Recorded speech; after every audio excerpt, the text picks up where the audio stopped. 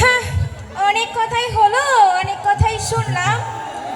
আজ আমি এসেছি পৃথিবীর সবচেয়ে সত্যিটা উপস্থাপন করার জন্য। সেটা কি? আমি জজ, পাত্রী হিসেবে আমি সেরা। অপেক্ষা করুন, অপেক্ষা করুন, প্রমাণ করেই ছাড়বো যে আমি সেরা।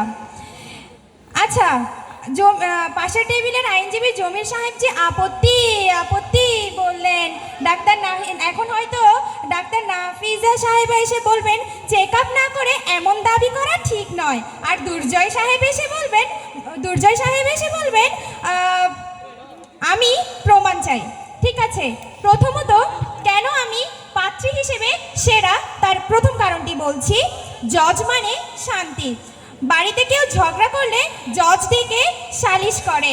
আমি যেহেতু নিজেই জজ, স্বামী স্ত্রীর ঝগড়া হওয়ার আগে আদালত মুলতুবি।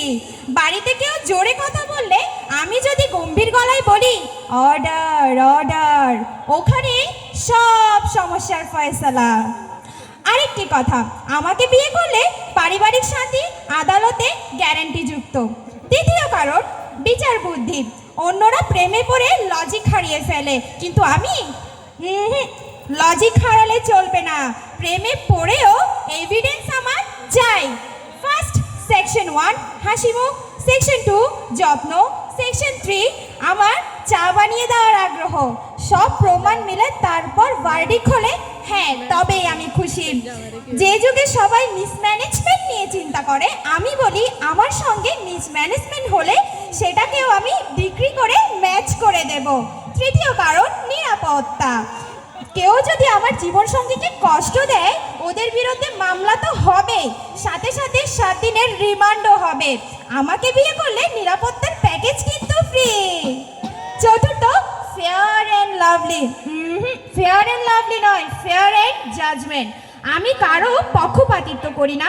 শ্বশুর বাড়িতে যদি কেউ বলে মেয়ে রান্না পারে না, আমি বলবো এটা আদালতের বাইরে অবমাননাকর একটা মন্তব্য। আপনার বিরুদ্ধে কন্ট্যাক্ট হতে চলেছে। আমি এমন লাইফ পার্টনার কে না চাই বলুন তো। সর্বশেষ, জজকে বিয়ে করলে সমস্যা কম, স্ট্যাটাস বেশি। ক্লাব, বাজার, রেস্টুরেন্ট সব জায়গায় একটি লাইন, ওই যে জজ সাহেব আসছে, চুপ করো চুপ করো। এরকমই একটি লাইন আপনি যেখানে যাবেন সেখানে শুনতে পারবেন।